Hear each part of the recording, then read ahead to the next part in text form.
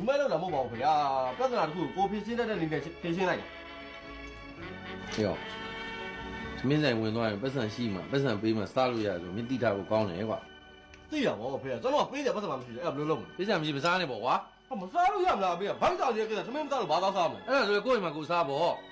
အမေကအဲ့တဲ့အိမ်မှာစံမရှိလို့တဲ့သမင်းမချက်ဘူးအဲ့ကိုဘိုက်ကိစ္စကိုဘာကိုရှင်းတယ်ကိုပြဿနာကိုရှင်းလိုက်ရ ဟုတ်တယ်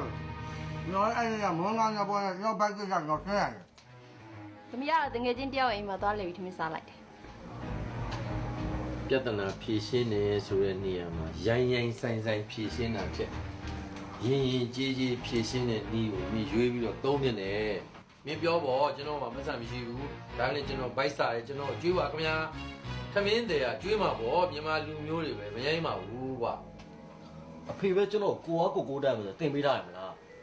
ကျွန်တော်ရှိမှရှိရအားလူတယောက်ရိုက်ရတဲ့တက်တီပဲကျွန်တော်အဲ့ဒီနဲ့ဖြေရှင်းလိုက်တယ်အဲ့ဒီကဘယ်ကောင်းကကျွန်တော်ပတ်စံလာမတောင်းရဘူး ကြောက်နေမျိုး